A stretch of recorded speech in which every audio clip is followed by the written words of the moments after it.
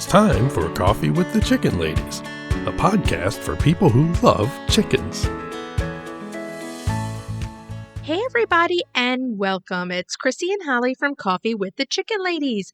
We're here and this is episode number 57 of our podcast where we talk about everything chicken, family, fun, and More chickens. more chickens. We drink a ton of coffee. I'm talking a ton.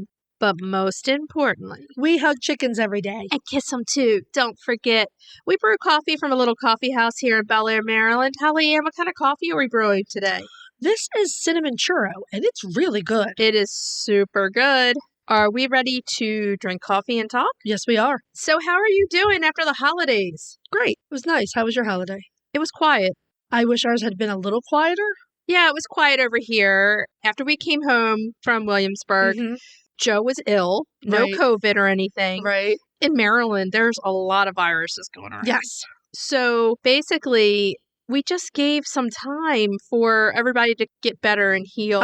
Sure. We saw family later in the week after Christmas, but it was just us and my sister-in-law, and that was it. That sounds really nice. We went to see my in-laws, and we spent some time with my sisters and their families, and it was really nice. You know me, I'm a homebody, so I'm always happy to come home. That's what it was this year for us. Yeah. And, I don't like to be away from the chickens and all the sheep and the other animals that long anyway. Yeah. Speaking of chickens, did you get any good chicken stuff for Christmas? I did. I'm going to have to put it up on the gram. I'm going to have to show everybody my fun stuff I got. Chickens on the IG. Did you? Oh, yeah, I did. I got plenty of chicken stuff. Got some chicken ornaments, got some chicken socks. Oh, yeah. My bestie maybe have given me some chicken leggings. It was a chicken extravaganza, yeah. Extravaganza. Yes. Of chickens. The odd sheep thing here and there. I got a lot of books. We love the books. And Joe did get you the sheep mug. He did. That's so cute. I He love picked that it out mug. all by himself. Oh, thank He you, came Joe. home with it. He must have been proud Well, of that was himself. for your birthday, though. We know the Holly Ann's birthday is right before Christmas. 3 days before Christmas. Yeah, so it's like she gets a big amount of gifts that you got to separate between Christmas and birthday. All my life, people have said to me, do you get cheated out of birthday gifts because people give you like one gift for both? And the answer is no. My family, the wallet's already open. Yeah. And I feel like my birthday is very well celebrated. And Yeah. I'm grateful for that. It's really nice. Yeah. We're all the Thanksgiving birthdays. Yeah. So it's like, here, let's all eat a ton for your birthday. That sounds good too. That sounds good. Okay, so we're getting ready for New Year's this week, and it's going to be fun. We're planning on getting together for our lunch, which will Yes. be fun, Yeah. with the guys. Yeah. That is fun. This year, are we dressing up? I don't know. I don't think so. But yeah, the Christmas part of the holiday is good. We're waiting on the New Year's. I'm hoping that everyone's going to be well for New Year's. I hope so. I've really loved this tradition from colonial America of celebrating for the 12 days. Yeah. I love this. Yeah. So we've kind of been having like special little menus every day. It's been a lot of fun. Well, Joe doesn't take off at all the whole year except for like a week for a vacation. Joe is a hardworking person, man. Yeah, so he has all these days at the end of the year. Yeah. It is like we forget which time of the day it is. Right. We're watching movies until 2 in the morning. It's fun. Yeah, we're sleeping in a little bit. The chickens are like, woohoo, wake up, people. I put myself in this funny little schedule. I usually do all the coops either on Saturday or Sunday. Yeah. Clean them, I mean. But I've been cleaning a coop a day, which because I have 7 coops works really well. So, like, I pop out there, I get a coop clean. I feel like I've accomplished something. Instead of the 12 days of Christmas, it's the 7 days of coops. 7 It works coops well. of cleaning.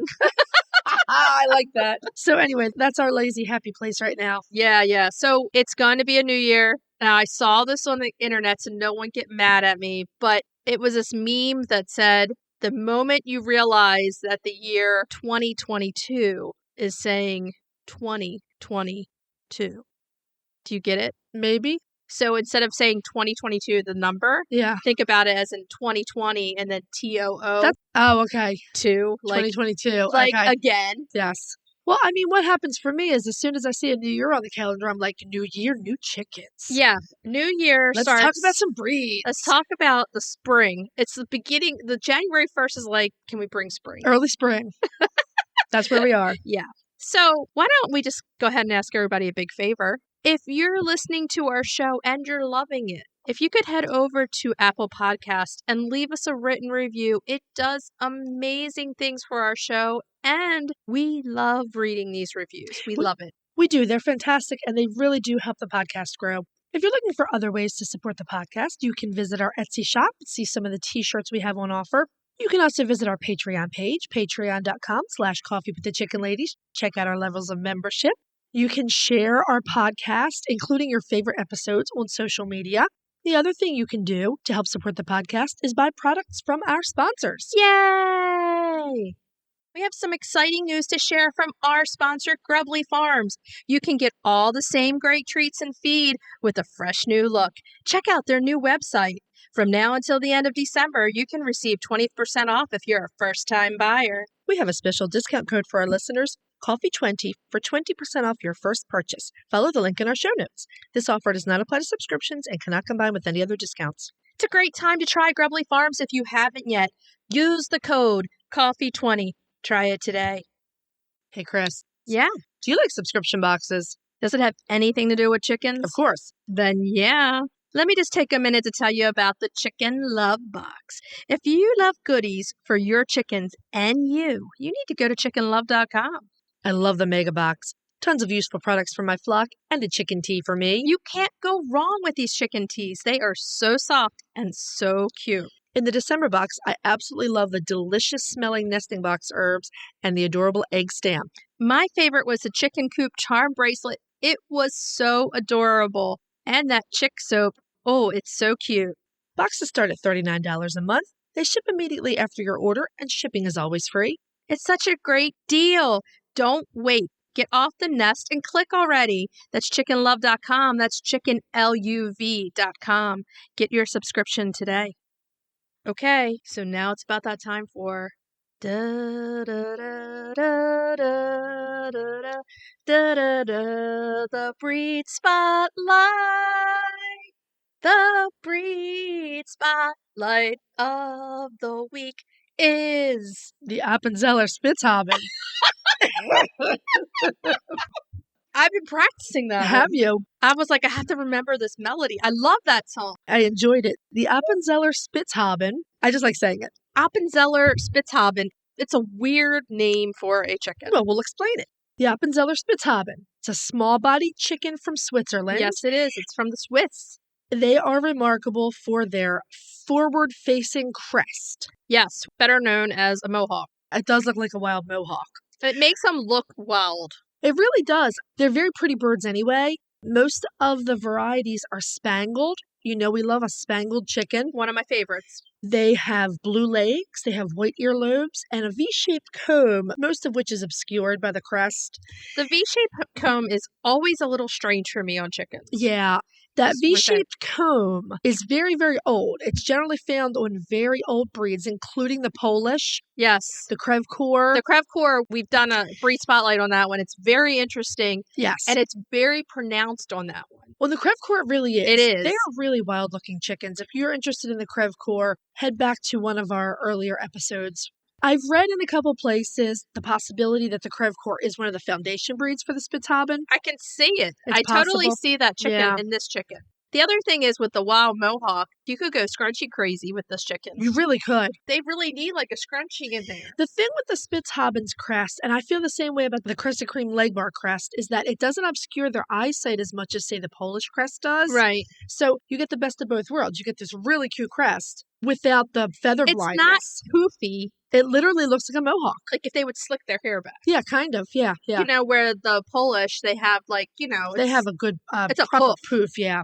So our Spitzhauben also has very pretty dark brown eyes. Like we said, they're a light-bodied chicken. They weigh anywhere between 3.5 to 4.5 pounds, depending on the age and the sex of the bird. Mm-hmm. And they are also more rarely found as bantams. Which would be good. So the name, Appenzell, is a region in the northeast of Switzerland. Right. And I like this. Greenfire Farms website has a charming explanation for the rest of the name. The Spitzhauben are ceremonial hats worn as part of traditional costumes by women from the region of Appenzell. They sport a large crest on the top of the bonnet. Okay. So in about the 1500s, there was a chicken breed that emerged in the monasteries of Appenzell, and the birds had a forward-facing crest on their heads. So it looked like a bonnet with a crest. It looked like that bonnet. So the birds were called the Apenzeller Spitzhauben. I'm looking at some pictures of them as chicks. They're really cute. They're really They're cute cute chicks. chicks. If I saw them someplace, that would be a total impulse buy for me that I could not resist. Yeah, they're The super chicks cute. are super cute, yeah. The breed has been present in Switzerland since at least the 1600s. And from what we've read, they hadn't really been exported out of Switzerland until the 18 and 1900s. You started to see them outside of Switzerland more. Right. The breed almost went extinct after World War II ravaged Europe. So probably knowing what we know about the history of chickens. I think every chicken breed almost went extinct after World War II. And horse breeds, and there's some dog breeds. I mean, I think lot. at some point, this is just my take on it Mhm. personally. I think people, when they're involved in such engrossed war of the world, World War II was immense. Right. It takes people time to rebound from something like this. Yeah. And what goes out are the things that they cared about the most. They're just worried about survival at that point. Right. And sometimes the animals lose out. I mean, You know? the reality of it, speaking as a historian, the reality of this is from World War I to World War II, the world changed. I mean, it Yeah. changed drastically. And in lots of ways, not just the animals died because of the war, but the need for those animals was shoved under the table as mass production came in. We're kind of going through the same thing now. A bit, I think, yeah. It's a war with a virus, basically. Right. But it's a war to embrace nature and bring it back in. It's kind of giving us the opposite effect, to slow down, to take in what's going on in the world, and to save these animals. Yeah, it's interesting that the effect is to slow things down and let people look around and choose to do things like raise heritage breeds. Where Yeah. after World War II, it was survival. It was, How can we feed people? Yeah. And they started these industrial farms with the best of intentions. They just went haywire along the way. And a bird like the Spitzhauben that didn't have a huge mass presence anyway really was on the wrong side. I think one of the only birds that wasn't in trouble after World War II were like the Rhode Island Red And the Leghorn? and the Leghorn, because But they're foundation breeds. They are, but you could argue that they had their own damage done to them because they were industrialized. Exactly. You really can't ignore the history. So as we said, they almost went extinct after the First and Second World Wars. We'll And they're see that. currently Yeah. on the threatened list. They are currently listed in the threatened category of the Livestock Conservancy's Poultry Conservation Which list. again, if these chickens were more easily available, I don't think they would be in the threatened. Right, and that's one of the category. reasons why at the end of the breed spotlight we try to tell you where you can get them. If we pique your interest and you look at them, Yeah, you it's know what really I'm going to cute. say about this chicken. We all know that Holly's going to say that this chicken could fit very conveniently into her It flock. totally would. The So- Fayumis would be like, oh, heck no. Yeah, they do kind of have that same sprightly for like, yeah, it's funny, but it's true. So we'll go back to the history after World War II. So this is an interesting story. I've seen this in a couple of places. I lack the ability to substantiate this because I don't have any access to the documentation I would need. So the story goes that there was a German prisoner of war. He was in the U.S. in Alabama. And after the war, he was released and he went back to Europe. In roughly 1953, he returned to the U.S. to gain citizenship. He wanted to be back. Right. He wanted to live in the U.S. for whatever reasons. We don't know that much about this Yeah. man other than here's the interesting thing about him. He brought hatching eggs for the Apenzeller Spitzhauben with him and provided essentially what is the foundation of that breed in the United States. Right. Interestingly enough, from what we've read, the Spitzhauben did not arrive in the UK until 1978. Yeah. Here's the difference. In the UK, they are recognized by the British Poultry Club, where in the United States, the Spitzhauben is not currently recognized by the American Poultry Association. That's crazy to me. There is an Apenzeller Spitzhauben Club of America who are working towards that goal. And you can go on their website. You can. If you visit their website, you will find the breed standard that they're promoting to the APA. Their goal is to breed the silver-spangled Spitzhauben, which is the most common variety, as closely as possible to the Swiss standard. That is the prettiest one. I think it's beautiful. It's black and white spangled, and it's beautiful. There are other colors. Let me name some of these. Go ahead. There's gold, chamois, black, and blue. So those 5 varieties. Yes.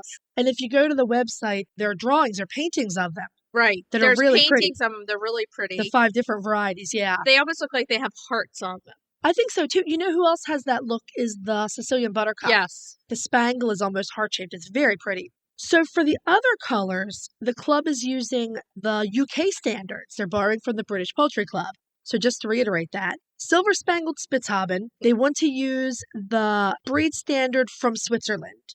Right. The other colors, they want to use the UK standards. So good luck to them to get this bird recognized by the APA. Yeah. This bird does have a reputation of being slightly flighty. Yeah. And it's going to need some foraging areas. So it's going to need some supervised free ranging. Yeah, I did read that they don't like to be confined and that they are good flyers and that they like to roost in trees. So here's the thing. Every bird is different, as in every person is different. Uh-huh. This is a bird that you will have to work with. If you get as a chick, you Yeah. can definitely change what that stereotype is of a bird. I totally agree with you. So if you work with a bird all the time from the Mhm. beginning, you can change flighty into cuddly. Yeah. But you have to work.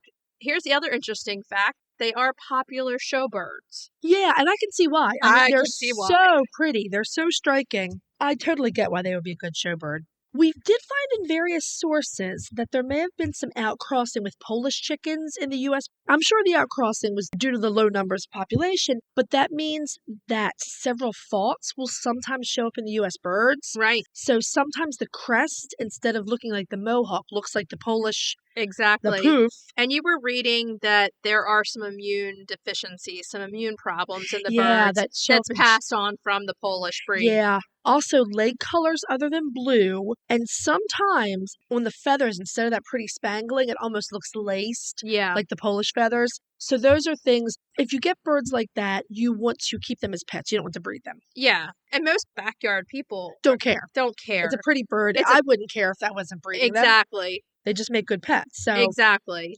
So they're good layers. They lay large white eggs 3 to 4 times a week. yeah.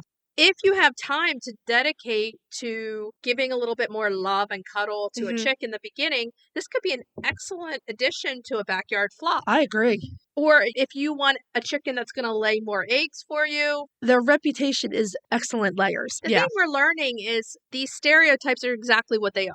They're Right. not written in stone for every chicken's personality. They're just like, hey, these birds can be flighty. But we also know that flighty can be good in birds. They need to be aware of Right. something's coming up. Flighty is essentially a defense mechanism. Yeah. I mean, my Fayomis are a flighty breed. Right. But in reality, while they don't like to be held, they're always under my feet. They like to Yeah. be around. So they're very friendly in their own way. I feel like the Spitzhaubens are probably similar to that. Yeah. If you are in an area like we are in Maryland with very heavy aerial predators, you may want to cover the top of your run. And we think that for every single We do, bird out yeah. there. But certainly a bird that flies. Yeah, you Yeah. want a covered run. And you want to be able to give them a little bit more extra time for supervised free range. At the very least, they probably need a large run Yeah. where they have a lot of things to scratch and dig and keep them busy. The one thing that I've seen when I've read reviews of this bird for people that do have them, people that have bought them, the one thing I've saw over and over is how intelligent they are. Yeah, most chickens are way more intelligent than people think. Mm-hmm. There are some breeds that are a little bit more savvy and street smart than others. Yeah. Take Gertie. That chicken The is Welsummer, yeah. the Welsummer She's a is smart cookie. very smart. And then you have some that are like easygoing and cuddly and are like boop boodoo. The Brahmas. My The Brahmas. Orpingtons. Yeah. And they make up for it in other ways. Right. But then you have birds like the Swedish flowers. Now this are smart. this bird reminds me a little bit of like a spangled leghorn. It's kind of shaped like a leghorn a little bit. Yeah, the small body. The white earlobes, Right. small body, the Right. white eggs. They want to have some freedom. Yeah. It would make a great pet. Where can we get this chicken? This bird is actually more readily available than I expected. A little story here. We talked about the problems with the outcrossing and the faults showing up. Right. And some of them aren't just cosmetic. Some of them are Like the serious health immune problems. system, you get a bird with an immune problem. And it was leading to sudden death in chicks and Yeah. things like that. So in 2013, Greenfire Farm made another importation. And they were able to get their hands on champion Swiss bloodlines, which have provided really excellent fresh genetics to the limited American gene pool. Nice. So you can go to Greenfire Farm for 3 colors of Spitzhauben. They have the silver, the gold, and the chamois spangled Spitzhaubens. You can go to the Livestock Conservancy's breeder directory, Absolutely. which we've always put on there. Yes. Here's another good one, My Pet Chicken. Yeah, if you're looking for just pet quality birds, My Pet Chicken and several of the other large U.S. hatcheries have them. Yeah, So I was actually really surprised and encouraged to see that. they might get them off the threatened list. not Exactly the- right. The Sandhill Preservation Center also has some Spitzhaubens. I know they have at least the silver spangled Spitzhauben available. But note that both Sandhill Preservation and Greenfire Farms sell their chicks straight run. They're straight run. Because their expectation is that if you're getting these birds, you're going to be breeding them. You got to help with the preservation of the breed. I would imagine that the Spitzhaubens were probably similar to my experience with the Nankin boys, where if you can build them a run and coop away from the site of hens, they get along really well in a bachelor And they're smaller. flock. Yeah, smaller bodied birds, right? Yeah, so it shouldn't be a problem. Hey, go check them out. Yeah, really, really gorgeous birds. Have you heard of Strong Animals Chicken Essentials? They make natural supplements for your flock. Strong Animals has used plant-based products and natural approaches to promote the health and vitality of backyard flocks. Their products contain organic essential oils, prebiotics, and other natural ingredients to support the immune system and digestive health. Give your chicks and chickens what they need to thrive with Strong Animals health products. Visit GetStrongAnimals.com today. Okay, so now it's about that time that we're going to move on to 5, 4, 3, 2, 1. Yay! The main topic! Obviously, this is New Year's themed, yeah. Okay. Okay, so our main topic this week is... What makes a chicken happy? I'm going to start off by saying in 2018, NBC News did a story about what makes a chicken happy.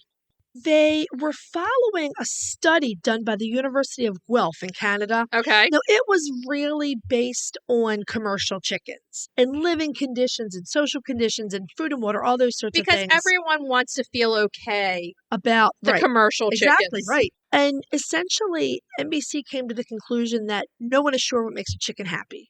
And we disagree with this. The chicken ladies kind of know what makes a chicken happy. Feel like and we're sure that our backyard ladies and men out there that have chickens know what make their chickens happy too. I agree. So we thought this was a fun model to work off of.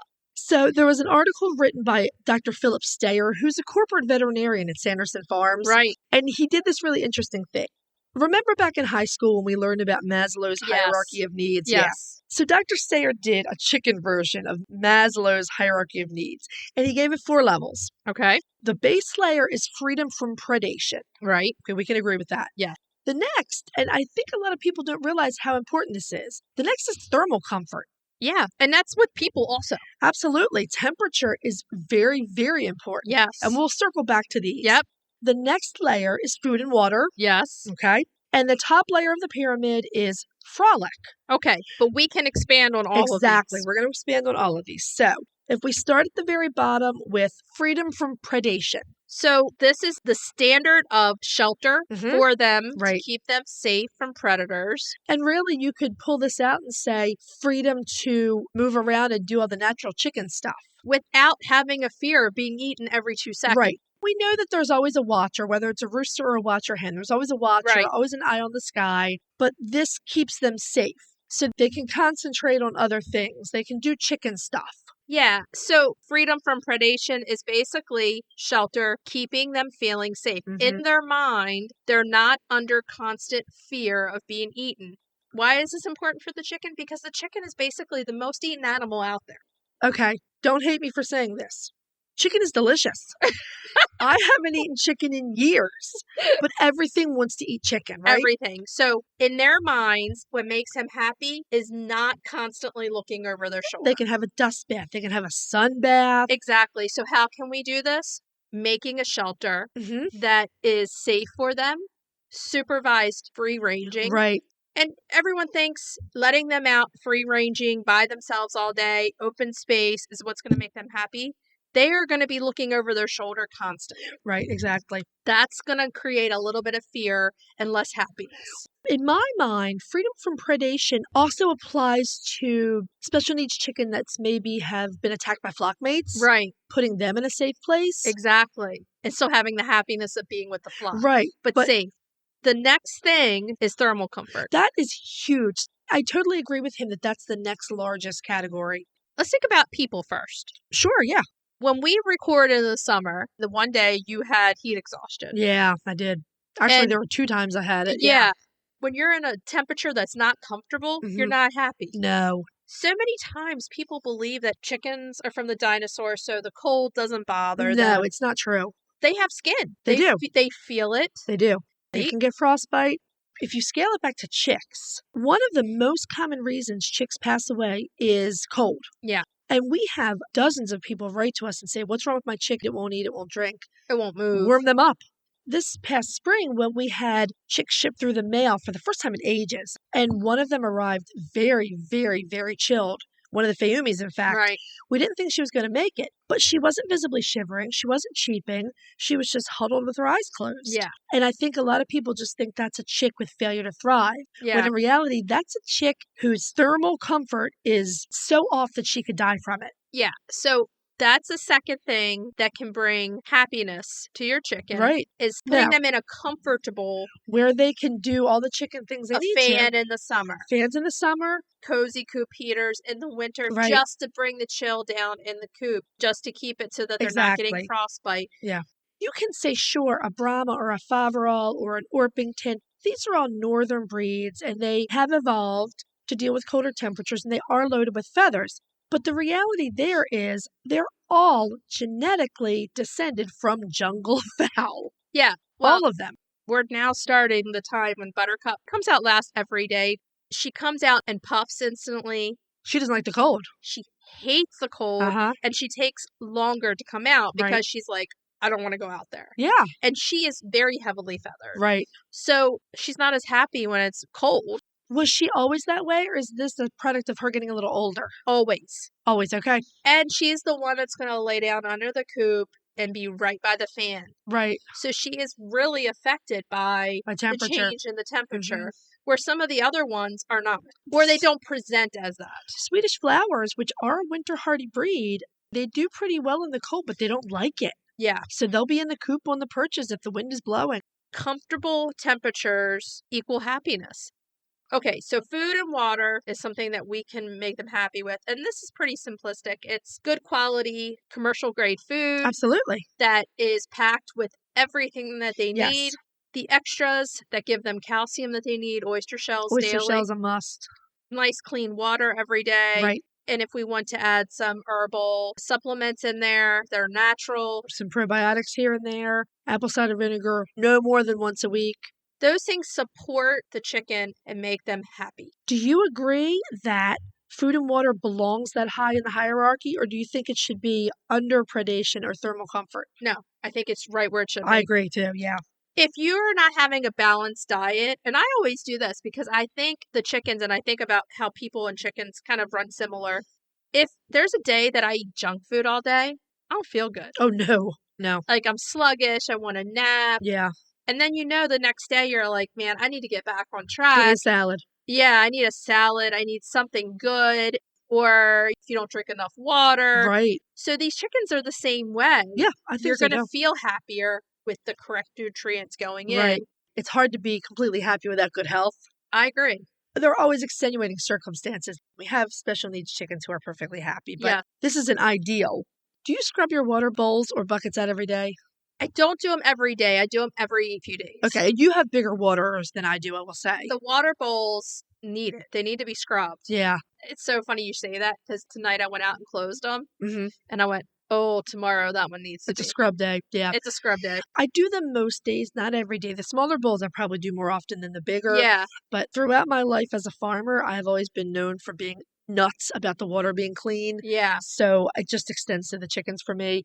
Part of a chicken's DNA is find your food. Yeah. So giving them opportunities to forage, even if it's just foraging for snacks, I think that's one of those really important things we can do for them. And see, I think that crosses the line into frolic. It probably does. These things do bleed into each other. I think they bleed into each other. And to me, that is like creating boredom busters and things like that, where it's making life interesting for them. Dr. Stair did not put companionship in here. I decided it probably belongs in frolic. That's where I would put it too. Or maybe because they were talking about commercial chickens, the question of the chicken ever being alone doesn't come up. No, because there were thousands of chickens. Exactly.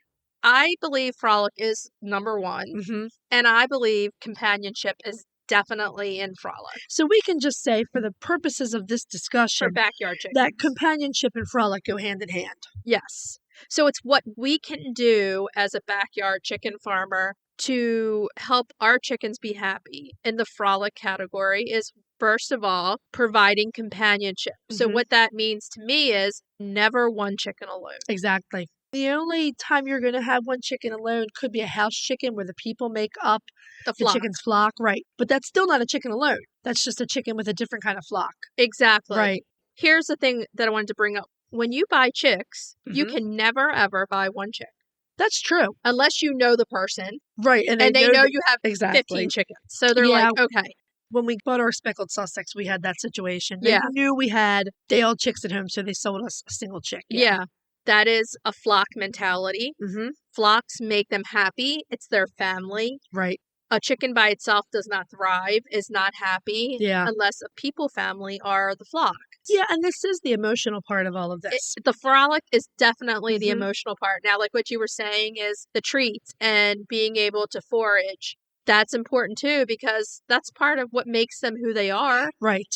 Like we said, these do bleed into each other. It's not this clear demarcation. Yeah. Again, he was basing this on commercial chickens, and they look at them a different way than we look at a backyard flock. When you look at commercial chickens, I don't see any frolicking going on. I know there has been movement to make the housing for them bigger and to add things like perches and other enrichment items and activities. I will admit that I don't spend tons of time looking into it because I do find it difficult. Yeah, I do find it depressing. Exactly. So I know there has been some work in that area. I don't know how much work. I feel like the layers do bleed into each other because those bottom 3 layers, all of those things are what make frolic possible anyway. Exactly. Freedom from predation means your hens can be blissfully happy having a sun bath or a dust bath. Yes. Thermal comfort just lets them function and maintain their health. Yeah. And again, that is a crucial thing. Food and water, obviously they can't survive without these things. Their body, the mechanics of their body can't work at their best without the proper nutrition. And I've seen the question posed, do chickens get pleasure from eating and drinking? I think they do. Heck yeah. Yeah. When Gertie comes out of her pop-up in the morning, so Gertie's not by herself. She's with Iris. And those two have a special bond together. Yes. Gertie runs to the bowl every morning and is like, thank God you fed me. And she's ravenous. She does seem to really enjoy her food. And she enjoys it. And it makes her happy until she eats, until she's like, okay, now I can go walk around and bother Iris and do whatever I'm going to do. But until then, she's not happy without that food. My cockerels pop out of the coop every day and they go right for the water. And you have the 4 little cockerels around the water. Yeah. And they're so happy. They throw back their heads and it's so cute. And then once they had their water and they've splashed around a bit, then they go eat and do the rest of their rooster stuff. The other thing that's involved in the food and water and keeping them happy is making food and water available to everybody. Having the correct number of bowls in there so that everyone can be spread out. Yeah. With one bowl, sometimes with too many, then they kick somebody out. That person's not going to be happy. Right. You really do have to know your flock and know what the adequate number of feeders is for your flock. The frolic, I like to put supervised free range in there. Absolutely. Letting them out and then going around and walking with them, picking them up, giving them treats, letting them run back and forth. I always think that makes them so happy. And knowing that we're there, it's less worry on them. Yeah, I think so. So that's why I always put that at the top. And those types of things, you can see they love it. They vocalize. You can hear the happy noises. And I do think you instinctively know what's a happy noise and what isn't. Oh, yeah. When I was doing llama and alpaca work, llamas and alpacas make a noise known as humming. And people who were not very experienced would say, oh, they're humming, they're happy. When in reality, it's a noise of concern. Oh. The more you work with them, the more you get to recognize that. But I feel the same way with the chickens. We get to know their vocalizations, and you can hear what's a happy sound. You know when mama hen is clucking contentedly to her chicks or when she's upset. Yeah. You can just hear the tone. Oh, yeah. And the more you're around them, the more you get to identify those noises. Gertie scream. I don't know what to say about that. I've never heard a chicken just open her beak and scream like that. And generally, it's a demand for what? Attention or food or what? Both. Yeah. When she's in the pop-up and wants to come out. Or when she's sitting on the step in there and she just looks at you and just screams. Gertie defies many rules of chicken behavior. She really does. So what we can throw in there, too, are boredom busters. We've talked about this last winter. Definitely part of the frolic and keeping them happy. Yeah. They need these in winter because there's less grass, there's less time you're going to be doing free ranging. You can go back to episode 4. We had a lot of good suggestions there. So We head back did. to episode 4 and listen to what we have to say. Yeah. Yeah. The boredom busters are all part of the frolicking and making them happy. And I think at the very top above frolic should be love. I'll buy that. They want to feel that love from you. Sure. And by giving them all these things, they feel love, which makes them feel happy. Mine know they're going to get hugged every day. And they do. I have birds that 100% want human attention. Yeah. Like when you open the door and they're right there. Mm-hmm. And a lot of them are like that. I do have a few that are like, you're not picking me up. I let them go. That's what makes them they happy. Don't have to, if it makes them uncomfortable to be held, I don't hold and hug them. Exactly. But if they come running to me and stand on my feet until I pick them up, then they get hugs. Totally. And kisses. Yeah. So yeah, all these things put together make a happy chicken. Love your chickens. And if you do, all the other things you'll want to do and it comes easily. Love's a noun, love's also a verb. Yeah, exactly. Love your chickens. Should we move on? I think we can move on. We're going to move on to cracking the eggs. Cracking those eggs. And we have a nice, not too difficult recipe for something really yummy for your New Year celebration. Which we're going to do. Yes, we are. This is easy stuffed mushrooms. This recipe is for 2 dozen. Because we like to eat some stuffed mushrooms. We do like to eat some stuffed mushrooms. We went with porcinis. You sometimes see them called baby bellas, baby portobellas. They're the perfect size. They really are. So we went with 24 of them. Not too huge. Yeah. You don't want a big, huge mushroom. No, then it becomes a meal. And down the road, we're going to be doing a really good stuffed mushroom cap recipe. That's down the road. So you want 24 of them. You want them cleaned. You want the stems removed. You're going to chop the stems and set them aside. You're going to cook a roll of bulk sausage. Now, you use a turkey sausage. I use a turkey sausage. And I use Beyond Sausage, vegan sausage. And you can use regular sausage. You can, whatever works for you. So you're going to break it up, cook it. When it's mostly cooked, you're going to add garlic, minced onion, and those chopped mushroom stems. Mm-hmm. Saute them until they're tender. Then you're going to add some fresh herbs. You can do parsley, thyme, oregano. Any winter herbs are good. Winter herbs, right. We actually went with the thyme and oregano as they smell good and they taste delicious. And I have those in my garden. Right, me too. So then you set that mixture aside to cool. You just need 1 egg. You're going to beat the egg. Right. You're going to add a couple tablespoons of breadcrumbs and a couple tablespoons of grated cheese. You used Pecorino Romano. I used vegan Parmesan because that's what I could get my hands on. You're going to mix those things together. And then you're going to mix them into that sausage mixture that you made. And the egg in this kind of acts as the binder. The binder, right, yeah. That's some richness. It holds the filling together. Now, this is the thing I want to say. The importance of the egg in this recipe is immense. Mm-hmm. Like, you might say, oh, this recipe, it only has 1 egg. Well, the egg has a huge job to keep everything holding together. And you just use tons of eggs for your holiday baking, so. And it also brings richness into our mixture. It absolutely does, yeah. It holds everything together. It adds the richness from the yolk, which I think it kind of heightens the taste, yeah. So you mix all that stuff together. You're going to spoon it into your mushroom caps. Mm-hmm. You set them on a baking dish. I like to use a rimmed baking sheet. You can also use a baking dish. You can use a cookie sheet, anything like that. I like to put them on foil and drizzle them with some really good olive oil. Yeah. You're going to bake them in an oven at 375 for about half an hour. Because keep in mind, you're baking the mushrooms. Right. Along with heating and baking the mixture filling, inside. Yeah. Bake them for about 30 minutes until the filling is completely cooked and the mushroom itself is cooked and tender, and serve them. They're absolutely delicious and are great served with our next topic, which we're also going to have on New Year's Eve. Yeah. So it's a great recipe. Try it. Mm-hmm. Send us pics. We're going to try it on New Year's Eve for our New Year's Eve lunch. I think it's about that time we move into retail therapy. Retail therapy. Yeah. This is what we did last year. And we're going to annual. We're going to keep the tradition going. Yes. And if there's other places around you during the year that you notice, send us the information. We would really, really love suggestions for this. We kind of keep our eye out all year long. Yeah. But we would really appreciate suggestions. Retail therapy for this week is chicken booze for you. Booze for you and not for your chicken. Don't give your chickens booze. No. We had a lot of fun with this topic It's always last super year. fun. And so we want to keep the fun going for New Year's. Mhm. We like for our New Year's to buy wine and beer that has chicken on the label. Because we just roll that way. That's right. Because That's we're right. chicken ladies and the bottle's got to be right there. It really does. We'll start with an update, and everyone knows this wine. La Vie Ferme. Yeah. Last year, we had a lot of the rosé at our New Year's luncheon. It was delicious. And we had it at our garden party. We did, actually. The red and the white are perfectly pleasant. They're perfectly good wine under $10. We really like the rosé. The rosé was my favorite. Here's this year's news. You can now get that rosé in a box. Sippy cups.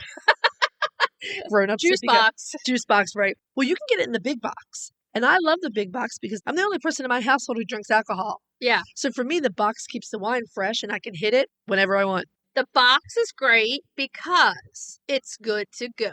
Yeah. You can take it anywhere. It's very With portable. glass bottles, you cannot always take your wine. It's portable. I can take it to the pool, to our beach club with us, and have a glass of it. And I like to stare at the label with the chicken It's on pretty. it. It's pretty. So pretty. So they have red, white, and rosé, and it's the French wine. You cannot go wrong with this wine. And the price point is very nice. Oh, it's very, very nice. So that's our update from one of last year's booze. And I'm just going to throw it out there. Rex Goliath is another one. You cannot go wrong with some Rex Goliath. Rex Goliath does come in what they call the single serving box, which Yes. is more like 2 glasses of wine. And it's a juice box. But that totally is a juice box. Yes. Yes. And that one is an old favorite. Old favorite. Never get tired of it. If you're looking for it, you're going to always find some good old Rex Goliath. Oh, yeah. And if you want to look at the bottle, it's cool. You can get that in a Magnum in case you don't have enough Rex Goliath in your life. So what's next? You know what I found interesting is the one that you found on the West Coast. Let's bring that in. Yeah, so for our listeners on our West Coast, well, you know that I am a hard cider drinker from way back. I love me some hard cider. Me too, and I love apples. So, for our listeners on the West Coast, and specifically in Washington State, Yes. we have hard cider from Cockrell Hard Cider. It makes me laugh when I hear it. Cockrell Hard Cider. Cockrell hard cider. These are ciders crafted from heirloom apples. They have several different varieties, including American heirloom. And this is a farm brew, so you Yeah. have to be local to the area. Exactly. And where is it about in Washington? It's Puyallup, Washington. If you're local to that area in Washington, go there, check it out. Cockrell Hard Cider. Yeah, and have one Love for it. us. Yes, please. This website made my mouth water. I was like, gosh darn, we need to go to the West Coast just so I can. We need to go to Washington State. We have Drink a some of lot this of cider. listeners in Washington State. If you came down to it and said you can only have wine or hard cider, I'd probably go with hard cider. I might too. I love wine, but I think hard cider is my true love. Yeah. Let's go to the other extreme. You found the red. Yeah, so that is a Napa Valley Zinfandel. Yeah, it's Robert Bale Vineyards, and they have a great story. So they have black chicken Zinfandel. Now, this is a higher price point. You're going to look at about $50 a bottle for this Zinfandel. I want to go back to Napa. Joe and I went a few years ago. Yeah. Loved it. I'm going to have to go to that vineyard. Some Zinfandels have a little bit of a coarse. Yeah. Like they can be a little rough. Yeah. This one, no. You want me to read the description from Total Wine and More? Oh, yes. The black chicken is another crowd pleaser. A hedonistic mouthful of rich and fruit-saturated zin, bursting with jammy, juicy black fruit. The assertive flavors barge their way in and stay for days. And days. That is awesome. How can you not want a wine that is described that way? It is funny, but I will say that it really is an amazing wine. It is. Just for the description, I'm like, I need this wine Well, in it gets my better, life. but it gets better because there's a really fantastic story behind this. Oh, yeah. The You ready story for is it? really good. So Black Chicken Zinfandel is named for the winemaker's mother, Clementina's black and white I chickens. like that name, Clementina. I love it. Well, they are Italian immigrants. Figures. Right? And they were making wine during Prohibition.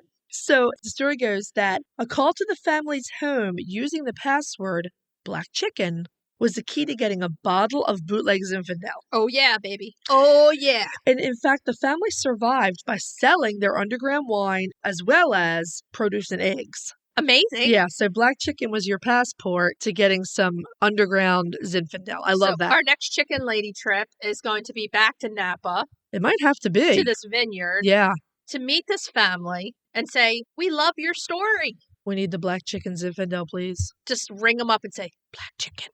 I'm not sure how far that would get you anymore. But anyway, so if you're looking for a serious splurge, like about $50 for a bottle, go for the black chicken Zinfandel. So if you have an anniversary And it'll or stay for days. a birthday and you tell your hubby, this is what you want. Stays for days. Stays for days and days. So that's our big splurge. So I have the next one. Uh-huh. I did some research, and this is for local peeps here in Maryland. Okay, or right in the Mid-Atlantic. In the Mid-Atlantic area. Mm-hmm. And there's a farm brew called Patriot Acres in Queen Anne's County, Maryland. So Southern Maryland, yeah. Southern Eastern Shore, Maryland. Mm-hmm. And this is one that when the weather gets warmer, we are going. Absolutely. We have not been able to get there yet. Nah. So this is a 4th generation family-run farm. Okay. Okay. And it's on 103 acres in Sudlerville, Maryland. And this family has owned this farm for over 100 years. Nice. They started with alpacas and a few chickens. Okay. So let's name what they have on the farm. It's a working farm that brews their own beer. Okay. And when you go there, you can visit with alpacas, 150 plus chickens. Nice. A duck, some geese, sheep, cats, 4 livestock guardian dogs, and 2 farm dogs. What kind of sheep do they have? Lincoln sheep. Oh, I love Lincolns. Lincolns were the first breed I ever wanted. Really? They're big sheep. They're in the same family as the Leicester Longwolves that we saw. Oh, yes. They do look like that. We really do need to go so I can go drool over somebody else's sheep and chickens. So this is more about getting a farm experience and tasting these beers. And the farm itself supports veterans. Nice. Hence the name Patriot Acres. That's great. And I think we're going to finish up with another local brewery. So this is one that's right here in Baltimore County in Ellicott City. In Ellicott City. And this is Manor Brewing. And it's another farm brewery. We love the farm brews. We really do. Well, they caught our attention because they have an India Pale Ale. Yes. That they feature portraits of their own chickens on. Yes, they have multiple chicken labels. It's so cute. I think it's Americana. Or was it an Easter egg? There are several of them. There were several. One might be an Americana. One might be an Easter egg. Or one looks like a Silky. Yes, it was definitely a Silky. They literally have a bunch of different chickens that they use on the label of this IPA. Yes. So I can't drink it because it's not gluten-free. But I can. But you can. Yeah. So Manor Hill Farm Brewery IPAs are all labeled with their chickens. Yeah, I love this. And just to close it out, if you're a bit of a home brewer, I'm kind of a home brewer. I make the occasional mead or hard cider or fruit wine. I do not, so I'm just going to have to drink your stuff. Wait till those new apple trees. You laughed at me about those apple trees, but you wait till those apple trees are here. When you said, I love some apples, I was thinking to myself in my head, yeah, you got those apple trees coming. You're laughing now, but you wait till I have those 5 beautiful apple trees in my hard cider. You know what you're going to do? You're going to go over to Zazzle. Yes, that's exactly what I'm going to do. Because on Zazzle, you can order chicken labels. For your own beer and wine. For the home brewer. For the home brewer. So if you're like, I'm making this excellent beer, hard cider or wine, and I want to make a label. Yes. Go to Zazzle.com. And you can dream up. They have like hundreds of labels. I can make some Nankin Scrumpy. You're laughing, but you'll drink it. Hey, if it makes some good hard cider, I'll be drinking the hard cider. Next year, we're going to be profiling my hard cider. Well, then we're going to have to order our labels from Zazzle. Yes, it could be Coffee with the Chicken Ladies hard cider. Yes. We'll see how this works out. It's going to be great. And you can't go wrong with any of these. No. Oh, no. This is all good stuff. Go drink it. I have one thing I want to send out there. If you have a local place that you know of that has chicken labels or you saw something in the liquor store, send us pictures. Yeah, we would love to see it. We could showcase it next year. Stick it on the IG. Yeah.